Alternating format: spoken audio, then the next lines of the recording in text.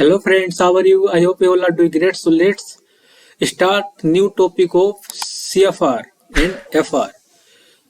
So today I am going to cover new chapter of CA final as well as CMA final. That is, जल्दी से बोलो, business combination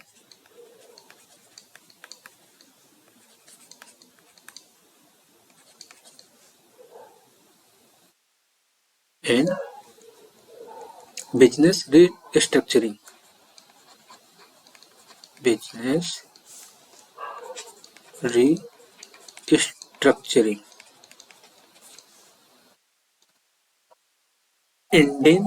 end AS 103. अब इसकी बात करें तो सीए के लिए भी, सीए फाइनल, इनके FR में है ये टॉपिक, FR में है ये टॉपिक, मोस्ट इम्पोर्टेंट है. एक क्वेश्चन आता ही आता है इसमें से. Okay, its cover around 10 to 15 marks in CA final. अब if I talk about CMA final,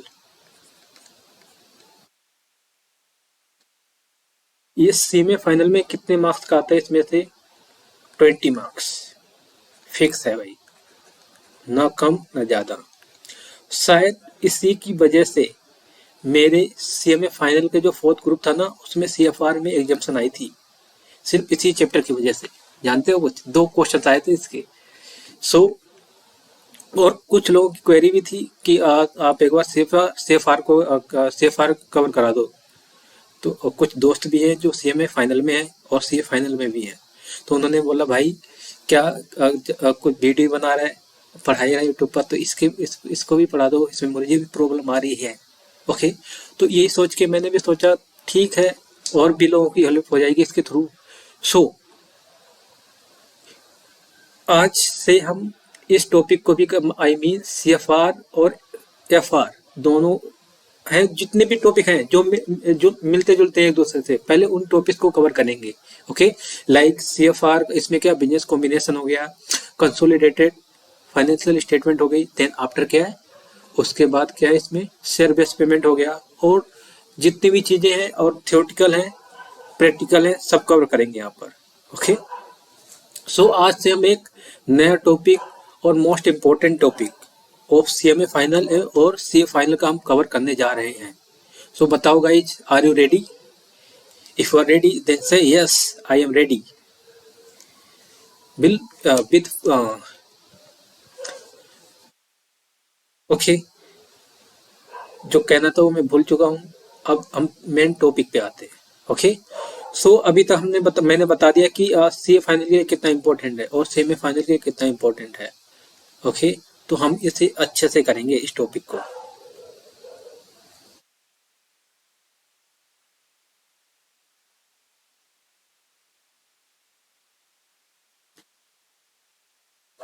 अब देखो, इसी में अब हम क्या करेंगे, अब इसके बारे में पहले समझेंगे बिजनेस कॉम्बिनेशन होता क्या है, क्योंकि नींव जरूरी है. जब नींव मजबूत होगी ना, तो घर अपने आप मजबूत बनेगा. सो पहले हम क्या करेंगे, बेसिक चीज समझेंगे बिजनेस कॉम्बिनेशन होता कब है, इसका रीजन क्या है, इसे लाने का, इस इंड AS 103 को लाने का पर्पस क्या है. ओके, तो इसका देखो, ये है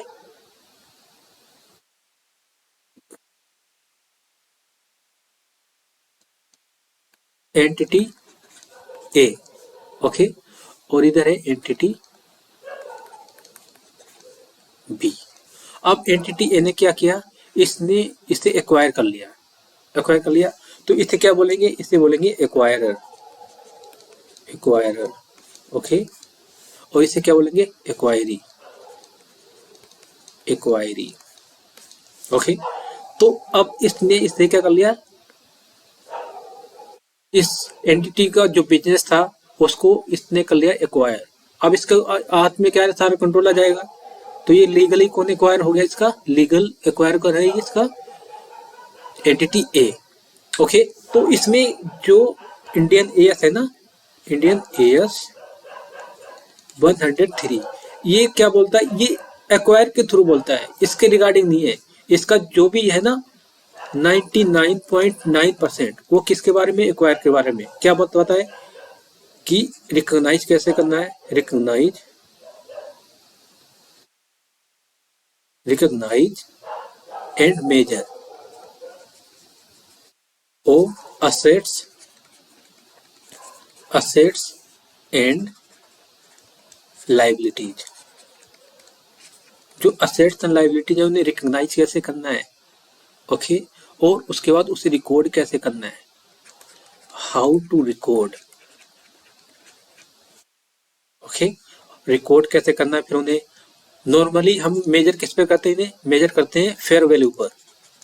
फेयर वैल्यू जो उसकी आज की value, suppose fair value means like shares कितने, इसने क्या किया, एंटिटी ए ने बोला कि मैं तुम्हें 2 लाख शेयर्स दूंगा,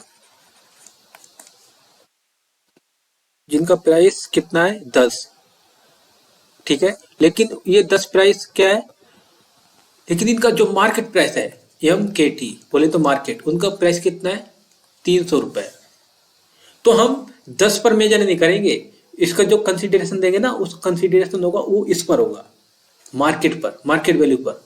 तो इसी को बोलते हैं फेयर वैल्यू पर। जो भी कंसिडरेशन होगा, जो भी होगा इसमें नॉर्मली मार्केट वैल्यू पर होगा। कुछ एक्सेप्शन है वो मैं बाद में शेयर करूंगा, ओके। और इसमें क्या होता है, इसमें है, अभी तो मैं डिस्कस कर रहा हूं, फिर जब, अभी तो टॉपिक तो स्टार्ट करेंगे, अभी तो सिर्फ डिस्कशन चल रहा है इसका। देखो, अगर अब इसमें क्या एक होता है NCI, NCI means non controlling interest.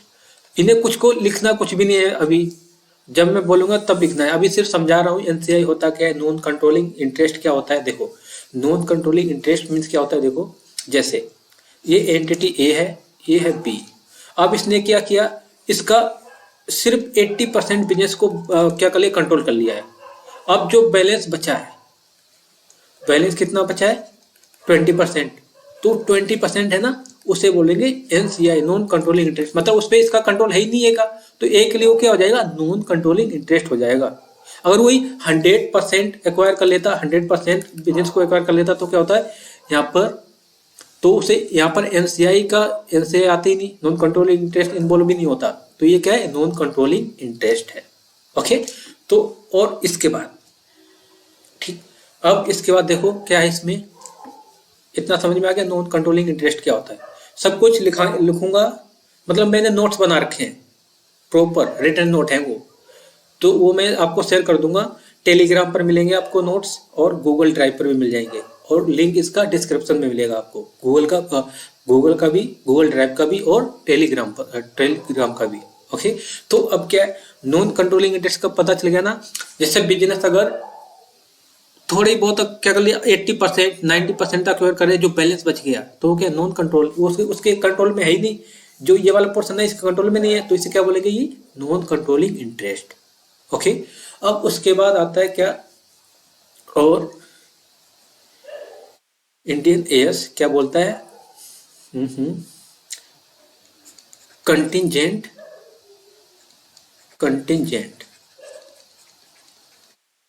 Consideration. अब कंटिंजेंट कंसिडरेशन क्या होता है, कंटिंजेंट कंसिडरेशन मींस कि आज लाइक इसने इसको एक्वायर किया है, ठीक है, ए ने बी के बिजनेस को एक्वायर किया है, और इसने बोला कि आज मैं तुम्हें 50 लाख रुपए दे रहा हूं, ठीक है। अगर इसने बोला कि अगर नेक्स्ट 2-3 साल में अगर प्रॉफिट कोई एक अमाउंट बताए, इससे ज्यादा का प्रॉफिट होता है, तो मैं तुम्हें और कंपनसेट करूंगा, और तुम्हें रुपीस और अब मैं अपनी तरफ से दूंगा, कितने 10 लाख रुपए, ठीक है। तो क्या हो गया, ये कंटिंजेंट हो गया, मतलब इतने का तो कंसिडरेशन हुई है, ये क्या कंटिंजेंट है, मतलब ये हो भी सकता है और नहीं भी हो सकता है। तो ये क्या है, इससे भी इसमें कंसिडरेशन में क्या करेंगे, इसमें हम शामिल करेंगे, मतलब जो कंसिडरेशन है उसमें इसे भी इंक्लूड करेंगे, दैट इज कंटिजेंट कंसिडरेशन। मतलब जो आज तो हमें इतना तो पता है कि इतना फिक्स दिया जाएगा, लेकिन ये क्या है, इसमें कुछ क्या आ गई, यहाँ पर एक्सेप्शंस आ गई हैं कि आपको अगर ये बिजनेस में अगर इतने से ज़्यादा प्रॉफिट होता है ना आने वाले 1-2 साल में, तो हम तुम्हें क्या करेंगे, 10 लाख रुपए और अपनी तरफ से देंगे। ठीक है, तो ये क्या है, कंटिजेंट कंसिडरेशन हो गया। ओके, अब इसके बाद आते हैं किस पर, गुडविल। गुडविल और gain on bargain on purchase. Goodwill on gain और बार्गेन और परचेज, ये क्या होता है? गुडविल मीन्स देखो, बिजनेस की जो हमने मार्केट की वैल्यू थी, जो उसकी मार्केट की वैल्यू थी, एमकेटी बिजनेस की वैल्यू कितनी थी? 5 लाख की थी। ओके, अब हमने उसके बिहाफ पर हमने हमारा कंसिडरेशन कितना हुआ कि हम पे कितना करेंगे, मतलब ए एंटिटी बी को कितना पे करेगी? वो करेगी 7 लाख। और जो उसकी जो मार्केट की वैल्यू है वो कितनी है? 5 लाख की है। जो वो 2 लाख 7 लाख है, 7 लाख और 5 लाख के जो गैप है, जो एक्स्ट्रा दे रहा है, ज्यादा दे रहा है, वो क्या है? That is called goodwill. वो क्या होगी? गुडविल होगी। ओके, जो इन दोनों के बीच का गैप है ना, जो कंसिडरेशन ज्यादा है, तो वो क्या आएगा? गुडविल आएगी। ओके, गेन ऑन बार्गेन होता है, ये हद से ज्यादा 0.1% केस में ऐसा होगा जहां पर गेन ऑन बार्गेन होगा। यहाँ पर क्या होगा? यहाँ पर जब बिजनेस एंटिटी बी है ना, वो जब क्या होगा? जब वो मजबूर होगा अपनी बिजनेस को बेचने के लिए, इन दैट केस क्या है? ये बार्गेन कर सकता है कि मैं तुम्हारा बिजनेस इतने में नहीं, इतने में बाय करूंगा। ठीक है, अब बार्गेन गेन और बार्गेन में क्या हो जाएगा? इसमें ए और बी। ठीक है, अब यहाँ पर कितने का देखो, यहाँ पर उसकी मार्केट की वैल्यू कितनी है? 5 लाख है असेट्स की। अब इसने क्या बोला? नहीं, हम तुम्हें देंगे तो 4.5 लाख रुपए ही देंगे, अदरवाइज हम तुम्हारे बिजनेस को टेक ओवर नहीं करेंगे। तो यहाँ पर क्या हो गया देखो, तो यहाँ गेन बार्गेन हो गया ना, बार्गेन करके उसने कम करा लिया है ना, कम करा लिया पैसों को बिजनेस को। तो यहाँ पर कितने का गैप आ रहा है? मतलब उसकी जो फेयर मार्केट वैल्यू थी 5 लाख की थी, और उसको कंसिडरेशन कितने का दे रहे हैं? 4.5 लाख का। तो यहाँ पर इसे बिजनेस देखो क्या हो गया? प्रॉफिट हो जाएगा। तो इसे बोल देंगे, जो 50,000 होगा, इसे कहेंगे gain on bargain on purchase. Okay, gain on bargain on purchase 50,000 का। ओके, तो ये कुछ बेसिक चीजें हैं जो समझनी जरूरी है। ओके, तो अब क्या है, इसमें नोट्स देखते हैं, नोट्स, और फिर उसके बाद हम डिस्कस करेंगे। और इसमें जो अकाउंटिंग मेथड है, वो कौन सा मेथड यूज करेंगे? अकाउंटिंग अगर करते भी हैं तो कौन सा मेथड आएगा इसमें? एक्विजिशन मेथड का यूज करते हैं नॉर्मली। ओके, कौन सा मेथड यूज करते हैं? Acquisition method. तो अभी तक ये तो इतना तो समझ में आ गया ना। और इसमें काफी सारी चीजें हमें देखनी पड़ती हैं कि कुछ और भी चीजें हैं, लाइक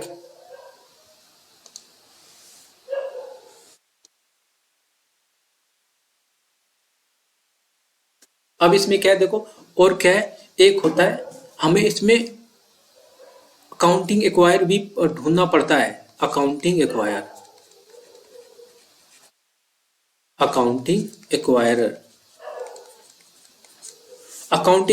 भी हमें करना पड़ता है, पता करना पड़ता है इसमें। कैसे? देखो, अकाउंटिंग इंक्वायरी का मतलब क्या है? अकाउंटिंग पर मीन कौन उसके बिजनेस को रिकॉर्ड करे, उसकी बिजनेस की अकाउंटिंग कौन करेगा? That is accounting enquire. देखो, ये क्या ए एंटिटी है, ये है बी एंटिटी। नॉर्मली कौन, ये क्या है? लीगली ये क्या? एक्वायर है, लीगली एक्वायर है ना। और ये क्या है? एक्वायरी है, ये है लीगल, है ना,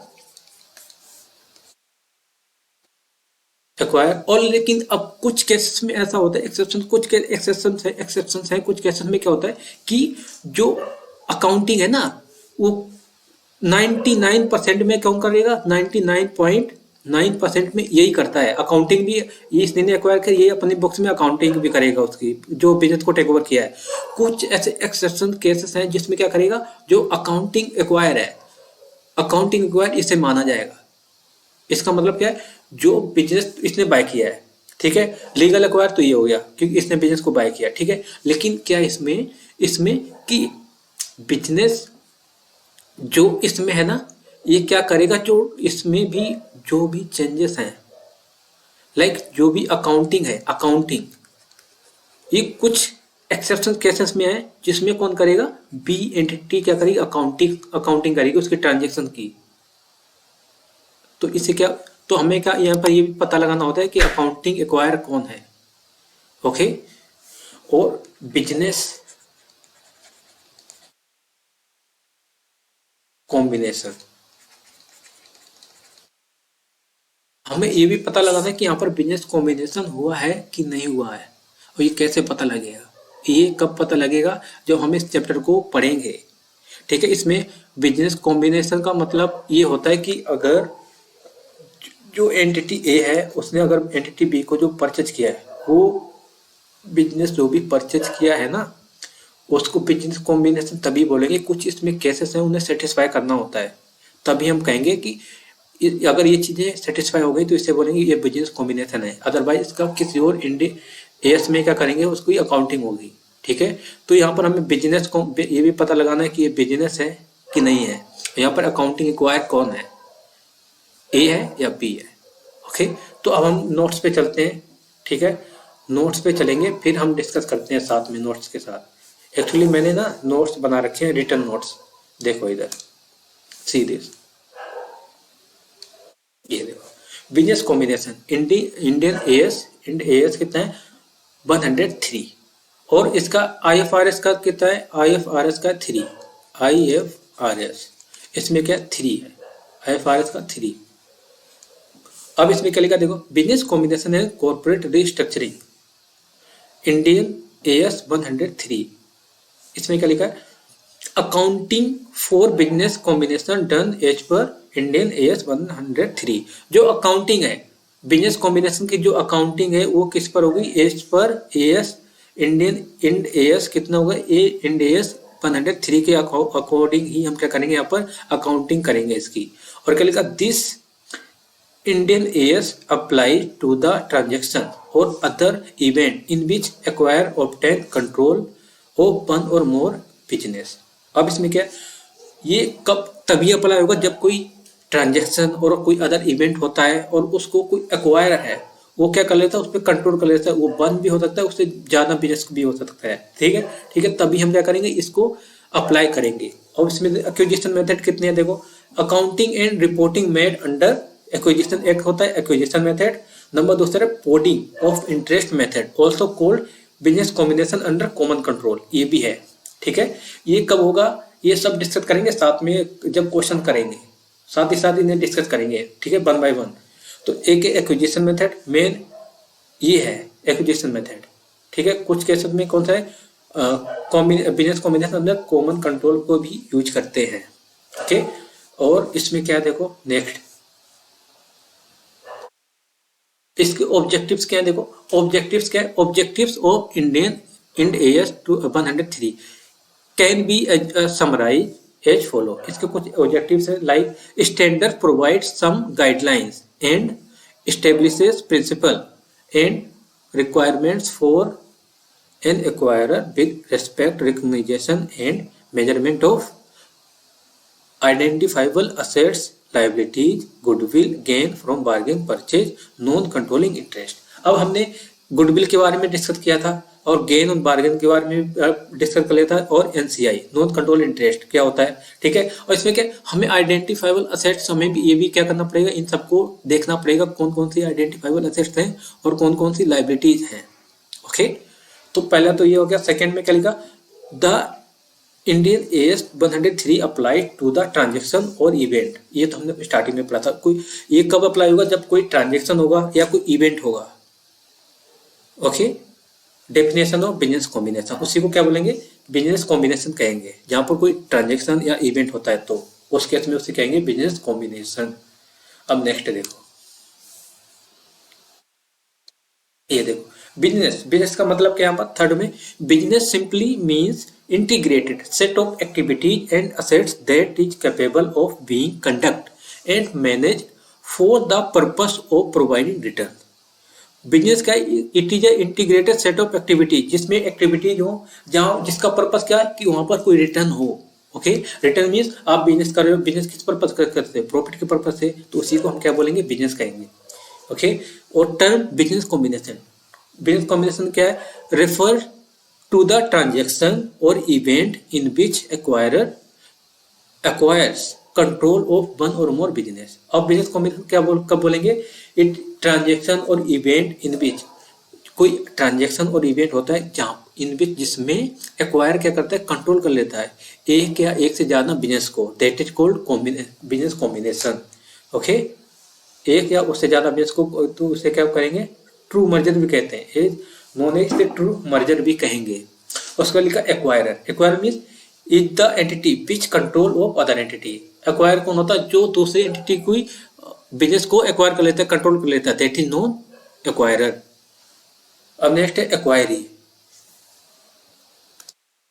ये हमने डिस्कस किया था ना, एक्वायरी कौन होता है, एक्वायरी कौन होता है बताओ, जिसका बिजनेस कंट्रोल किया जाता है, दैट इज एक्वायरर।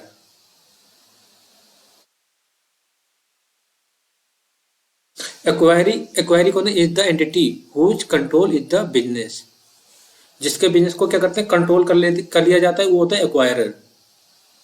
अब नेक्स्ट देखो अकाउंटिंग, अकाउंटिंग में क्या है, देखो accounting as per Indian AS 103 acquisition method should be used, shall be used for accounting business combination.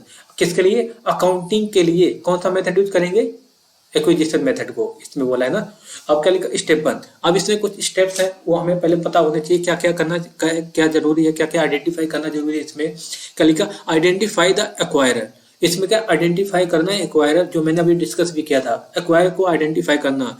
Like legally कौन था, लीगली तो ए था एक्वायरर, जो मैंने एग्जांपल दिया था ना, लीगली कौन था, ए था, लेकिन उसकी अकाउंटिंग मेंटेन कौन कर रहा है, बी कर रहा है।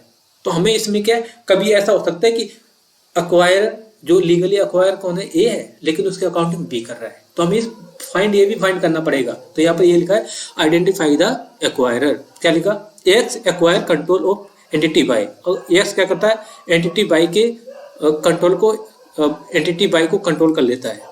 ओके, एक्वायर कर लेता है, उसकी जो भी बिजनेस को है उसके कितना 65% शेयर्स को बाय कर लेता है। ठीक है, तो इसमें एक्वायर का लीगली एक्वायर कौन है, मिस्टर एक्स है, और जो एक्वायरी है लीगली कौन है, बाई है। बट इट मीन्स इसमें क्या है, और इसमें जो लीगली तो यही है, लेकिन अकाउंटिंग के पर्पस के लिए हमें देखना पड़ेगा। अकाउंटिंग में ये भी हो सकता है बाई, कि बाई क्या करे, इसने परचेज तो इसने कर लिया है, बट बाई क्या है, बाई लेकिन अकाउंटिंग कर रहा है उसकी, जो इसने परचेज किया बिजनेस को, तो इसमें क्या है, हमें इसे भी फाइंड करना पड़ेगा, आइडेंटिफाई करना पड़ेगा कब होगा। तो क्या लिखा, it means identifying the accounting acquirer, यहाँ पर अकाउंटिंग एक्वायर को हमें फाइंड करना पड़ेगा।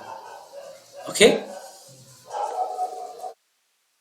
अब नेक्स्ट देखो, नेक्स्ट क्या लिखा है, सेकेंड, इसमें डिटरमाइनिंग द एक्विजिशन डेट। अब इसकी जो एक्विजिशन डेट, कब उसे एक्विजिशन मानेंगे, उसकी डेट को क्या करना, रिकॉग्नाइज करना। ठीक है, डिटरमाइन करना, क्या लिखा, as per this step acquire shall determine the date on which it obtain control. अब उसकी जो एक्विजिशन डेट कब मानी जाएगी, जिस दिन उसके हाथ में कंट्रोल आएगा। Okay, that is known as acquisition date. Okay, like इसका मतलब क्या है, देखो, इट मीन्स ये है पूरा साल है, ठीक है, अप्रैल से मार्च तक। अब इसके क्या किया, यहाँ पर इसने 70% शेयर्स परचेज कर लिए ए ने, बी के, ठीक है, 70%।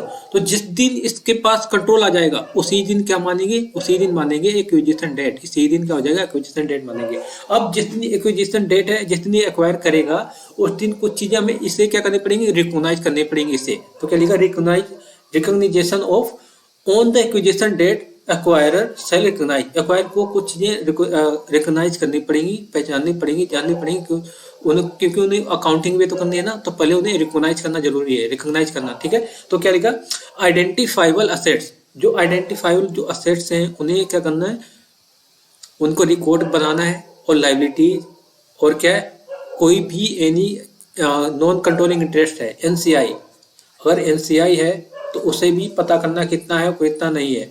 और गुडविल और गेन और बार्गेन और परचेज, कोई गुडविल है और गेन और बार्गेन है, तो वो कितना है और कैसे, अब इनको कैसे, अब इसमें क्या है, अब ये जो चारों पॉइंट दिए इसको मेजर कैसे करेंगे बताओ।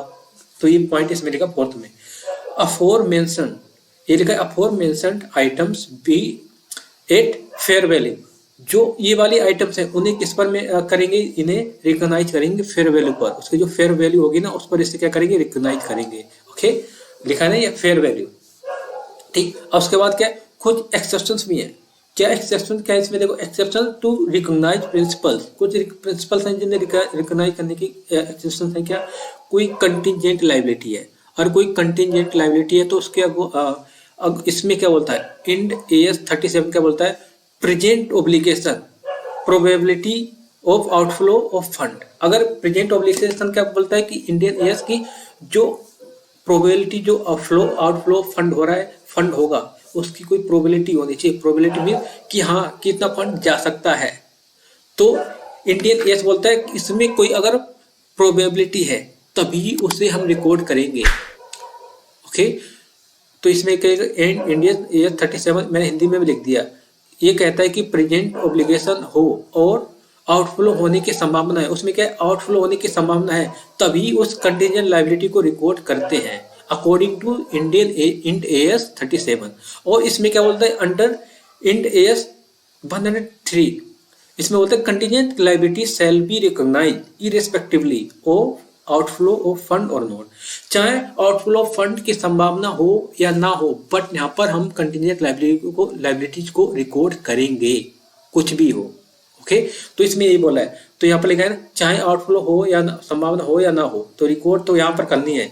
तो इसमें क्या, इसमें दोनों में कॉन्ट्राडिक्ट है, तो इसलिए यहाँ पर बता दिया साफ साफ कि इसमें क्या होता है, इंडियन AS 37 में इसमें कोई अगर प्रेजेंट ऑब्लिगेशन है कि उसमें प्रोबेबिलिटी है कि फ्लो हो सकता है, कोई संभावना है, तभी उसे रिकॉर्ड करेंगे। लेकिन यहाँ पर इससे कोई मैटर नहीं करता है, इससे घंटा फर्क नहीं पड़ता इस चीज से, समझ लो बस सिंपल। तो इसमें क्या है, इसे रिकॉर्ड करना ही करना है, दैट्स इट। ओके, तो अब नेक्स्ट चलते हैं, नेक्स्ट पॉइंट पर देखते हैं। इसमें क्या लिखा है, exception to recognisation of measurements, exception to recognisation and measurements. क्या इसमें, इसमें कुछ एक्सेप्शंस हैं जिन्हें मेजरमेंट करने की क्या एक्सेप्शंस हैं, income taxes, employ benefits, indemnification assets. ये एक्सेप्शन कैसी हैं, रिकॉग्नाइज करने की। नॉर्मली कोई बिजनेस टेक ओवर होता है, नॉर्मल केस में अगर ये वाला सेक्शन अप्लाई नहीं होता है इंडियन एस का, ठीक, तो उसमें क्या करते हैं, इनको रिकॉर्ड नहीं करते हैं। ओके, तो तभी ये एक्सेप्शन है। बट जब अगर ये इंडियन एस के अंदर आते हैं, दायरे में आते हैं, तो क्या करेंगे, इससे रिकॉग्नाइज करेंगे। बट इन्हें रिकॉग्नाइज तो करेंगे, बट किस पर करेंगे, देखो नॉर्मली लिखा भी है, नॉर्मली इन्हें रिकॉग्नाइज नहीं किया जाता है। दीज आर एक्सेप्शन, इसलिए कई एक्सेप्शन हैं। और इन्हें जब अगर रिकॉग्नाइज करते हैं तो इन्हें बुक वैल्यू पर ही रिकॉग्नाइज करेंगे, फेयर वैल्यू पर रिकॉग्नाइज नहीं करेंगे। क्या लिखा, shall not be recognise at fair value. जो इनकी रिकॉर्ड एक्चुअल बुक में रिकॉर्ड है ना वैल्यू, टैक्सेस की, एम्प्लॉय बेनिफिट्स की, इंडेमनिफिकेशन, कोई असेट्स है, तो उन्हें सिर्फ जो बुक वैल्यू बुक में रिकॉर्ड है उसी पर ही हम क्या करेंगे, इन्हें रिकॉर्ड करेंगे, that's it. Exception to measurement of principle, कुछ प्रिंसिपल्स हैं जो भी मेजरमेंट करने में क्या वो एक्सेप्शंस हैं, क्योंकि उनके लिए अलग इंडी AS बना रखा है। किसका, री acquired assets, share based payment का, और कौन सा है देखते हैं नीचे, शेयर बेस्ड पेमेंट का है। फिर उसके बाद है assets held for shares shall not be measured at the fair value. जो भी ये चीजें हैं, रिक्वायर्ड असेट्स है, कोई सर्विस पेमेंट है, ये असेट्स हेल्ड फॉर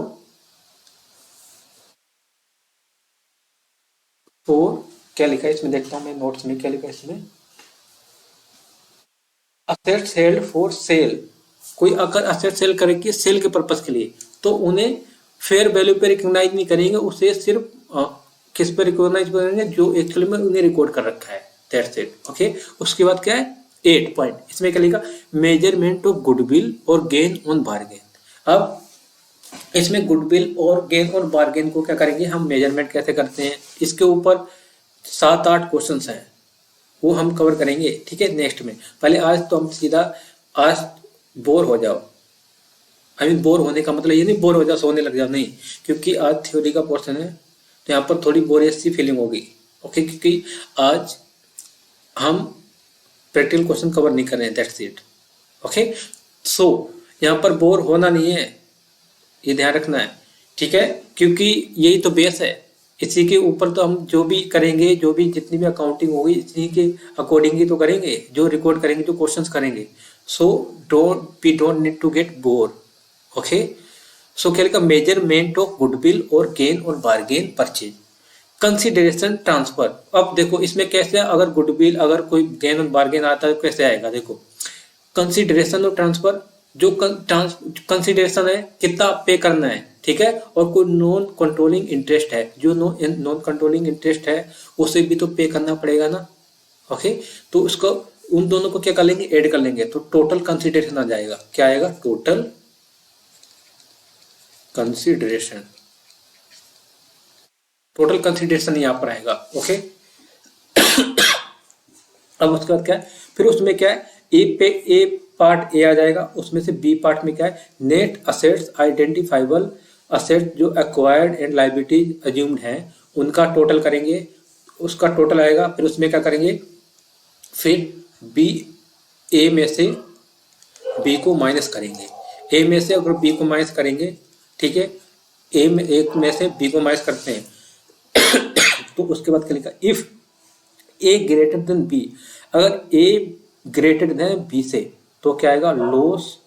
लॉस का मतलब कैपिटल लॉस, मतलब गुडविल आएगा। मतलब इसका मतलब क्या है कि समझाया था ना मैंने, जो कंसिडरेशन है एनसीआई है, वो अगर वो टोटल ए पार्ट है, वो पोर्शन ज्यादा है बी से, तो वहां पर क्या गुडविल आएगा। ओके, और वही अपोजिट हो जाता है, अगर बी ए लेस देन है बी से, तो वहां पर क्या आएगा, गेन ऑन बार्गेन परचेज। एक सेकेंड, यहाँ पर क्या आएगा, अगर बी ग्रेटर देन होता है किससे, ए से, तो इस केस में क्या होगा, तो यहाँ पर गेन ऑन बार्गेन आ जाएगा। ओके, क्योंकि असेट्स थी 10 लाख की, सपोज असेट्स है 10 लाख की, 5 लाख की, ठीक है, और कंसिडरेशन दिया कितने का, 5 लाख, 4-4.5 लाख दे रहे हो, तो यहाँ पर क्या आ जाएगा, गेन ऑन बार्गेन आ जाएगा। प्रॉफिट हो रहा है ना, तो यहाँ पर एंटिटी ए का क्या हो जाएगा, प्रॉफिट हो जाएगा। ओके, तो अब इसके बाद क्या है इसमें इतना। अब नेक्स्ट चलते हैं, इसमें एक एग्जांपल भी है शायद इसके रिगार्डिंग। देखो क्या लिखा है, एग्जांपल, ए एक्वायर करता है कितना, 70% और बी का, ठीक है, 70%, उसकी कंसिडरेशन कितना पे कर रहा है, उस पर कंसिडरेशन दे रहा है जितना 70% एक्वायर क्या कर रहा है, एक्वायर कर रहा है, उसका 70% कितना, 6 लाख रुपए उसके जो एक्वायर कर रहा है उसके रिगार्डिंग दे रहा है, ठीक है, और इसकी जो fair market value identifiable assets है वो कितनी है, 5 लाख, ठीक है, और जो नॉन कंट्रोलिंग इंटरेस्ट है उसका यहाँ पर कितना है, फेयर वैल्यू कितनी है उसकी, 3 लाख। ओके, तो हमें क्या निकालना है, हमें यहाँ पर गुडविल कैलकुलेट करना है। तो गुडविल, तो यहाँ पर क्या आएगा, देखो, तो पहले पार्ट ए लेंगे, पहले पार्ट ए को कैलकुलेट करेंगे, उसमें क्या आएगा, कंसिडरेशन, तो कंसिडरेशन कितना, 6 लाख का, और एनसीआई का इंटरेस्ट कितना, नॉन कंट्रोलिंग इंटरेस्ट है 3 लाख, उसमें तो टोटल कंसिडरेशन कितने का आ गए, 9 लाख। उसके बाद क्या है, उसमें से जो नेट आइडेंटिफाइबल एसेट्स हैं उन्हें क्या कर देंगे, माइनस, जो आएगा वो गुडविल। अगर ये माइनस में आता तो वो क्या होता, गेन ऑन बार्गेन आता है, और प्लस में आया तो ये क्या, गुडविल है। ओके, तो ये एग्जांपल था। अब इसमें नेक्स्ट देखते हैं क्या है, 9 में क्या लिखा, बार्गेन परचेज। बार्गेन परचेज क्या होता है, ये 0.9% के केस में अराइज होगा, गेन ऑन बार्गेन। कब, देखो क्या लिखा, logically bargain purchase is not possible. Logically तो ये पॉसिबल है नहीं, बट ये कब है, ये रेयर केस में हो सकता है, जब ये मजबूर हो एंटिटी बी, मतलब जो एक्वायरी है अगर मजबूर है, उसका बिजनेस लॉस में जा रहा है, उसको बेचना पड़ रहा है, तो उस केस में क्या हो सकता है, यहाँ पर ये क्या कर सकता है, जो ए है ना, ए एंटिटी, वो बार्गेन कर सकता है, ठीक है। तो क्या लिखा, however in rare case, in rare circumstances when seller acquire entity is under compulsion, under यहाँ पर आ रहेगा, okay, under compulsion, then bargain is possible, तब क्या है, यहाँ पर बार्गेन पॉसिबल होगा। और कंसिडरेशन किस में हो सकता है, कैश में भी हो सकता है। तो इसमें ये लिखा है, consideration transfer measures in business combination shall be measured eight fair value. इसे फेयर वैल्यू पे मेजर करेंगे, कंसिडरेशन तो फेयर वैल्यू पे होगा, ठीक है। अब वो फॉर्म क्या होगा, उस कंसिडरेशन को किस में पे करेंगे, फॉर्म क्या होगा उसका, कैश में हो सकता है, अदर असेट्स में भी हो सकता है, लाइक कोई असेट्स उसकी भी आप पे दे दी, या बिजनेस, कोई बिजनेस उसने दे दिया, उसके बदले में कोई सब्सिडरी या शेयर कैपिटल, उसको शेयर्स दे दिए, ऑप्शन, वारंट, कुछ भी, इनमें कंसिडरेशन और जो फॉर्म है ना उसमें इसमें पे कर सकते हैं। ठीक है, और उसके बाद है नेक्स्ट। अब नेक्स्ट देखते क्या है यहाँ पर, business combination achieved on stages. Business combination achieve on stages का मतलब क्या है, देखो ध्यान सुनो पहले। ये है अप्रैल, ये है मार्च एंड में, ठीक है। अब यहां पर क्या हुआ, ए है, ए ने ऑलरेडी 30% शेयर्स को एक्वायर कर रखा था, इसके शेयर्स को कितने, 30% ऑलरेडी। अब जैसे जुलाई आया, जुलाई में क्या किया, ए ने 40% और शेयर्स को एक्वायर कर लिया। अब कंट्रोल देखो टोटल कितना हो गया, टोटल हो गया 70%। अब जिस दिन कंट्रोल इसके हाथ में आया उसी वो क्या मान जाएगा, वही मान जाएगी एक्विजिशन डेट। ठीक है, तो ये आपसे में यही business combination achieve in stages का मतलब, इससे पहले तो आपके पास शेयर्स थे उस कंपनी के, फिर आपने और शेयर्स को क्या कर लिया, एक्वायर कर लिया। तो जिस दिन एक्वायर कर लिया, अगर उस दिन क्या हो जाता है, अगर कॉम्बिनेशन हो जाता है, मतलब अब इसमें देखो तो उसे क्या बोलेंगे, business combination achieve on stages. मतलब if an entity is already an investor in other entity, अगर वो पहले से इन्वेस्टर है अदर कंपनी में, लेटर ऑन क्या करता है, entity acquire additional shares which gives it control, जो क्या करता है उसे कंट्रोल दे देता है, उसके हाथ में क्या चला जाता है, कंट्रोल।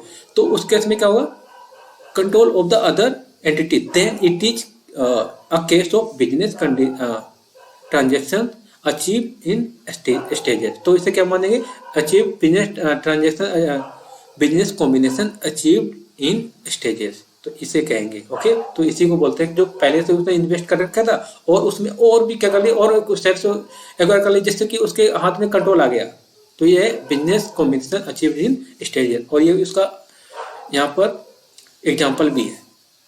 अब मैंने एग्जाम्पल तो समझा ही दिया आपको। अब उसके बाद क्या, business combination without transfer of consideration.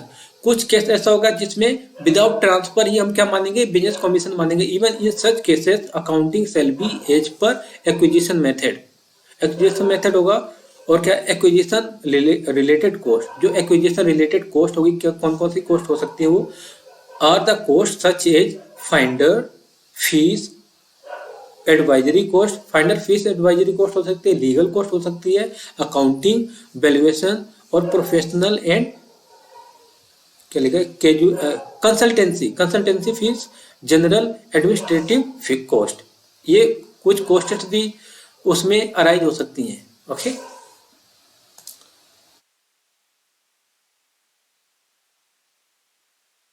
अब इसमें क्या लिखा, एक्वायरर इनकर सच कॉस्ट। अब एक्वायरर है वो कौन कौन सी कॉस्ट को एक्वायर इनकर कर सकता है, as per statement acquire shall account such cost less और expenses and shall recognize them in the period in which such costs are incurred।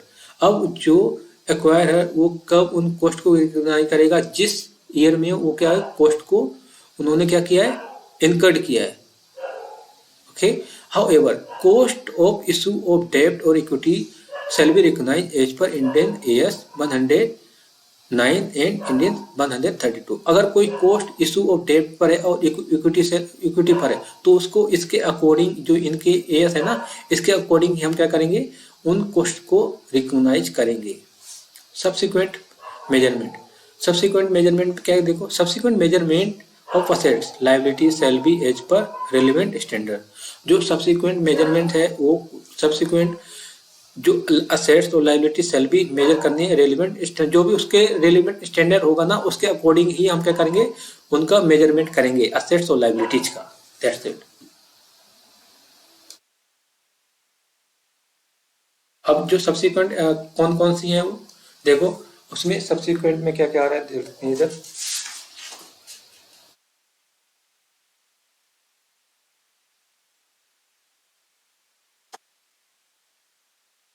अब सब्सिक्वेंट में क्या क्या वो एक्सेप्शंस हैं, री acquired rights, contingent liability, indemnification asset, contingent considerations.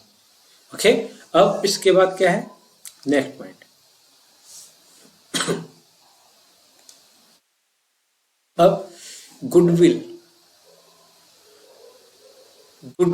Non control interest, bargain, purchase, calculation of goodwill और non controlling interest. कैसे calculate करेंगे गुडविल और नॉन कंट्रोलिंग इंटरेस्ट?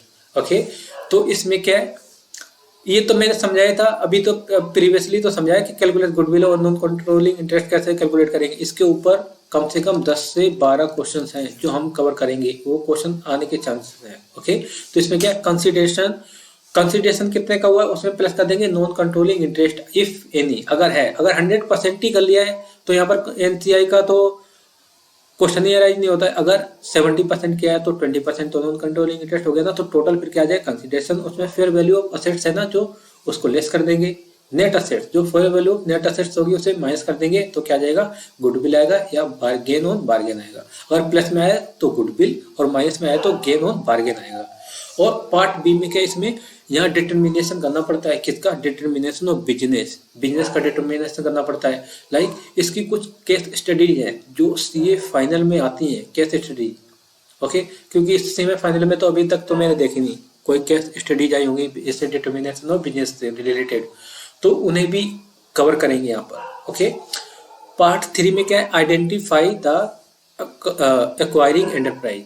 अब यहाँ पर एक्वायरिंग एंटरप्राइज को क्या करना, आइडेंटिफाई करना। ठीक है, तो कैसे आइडेंटिफाई करेंगे वो हम सीधा क्वेश्चन में ही देखेंगे। ओके, अब इसमें क्या है देखो, नेक्स्ट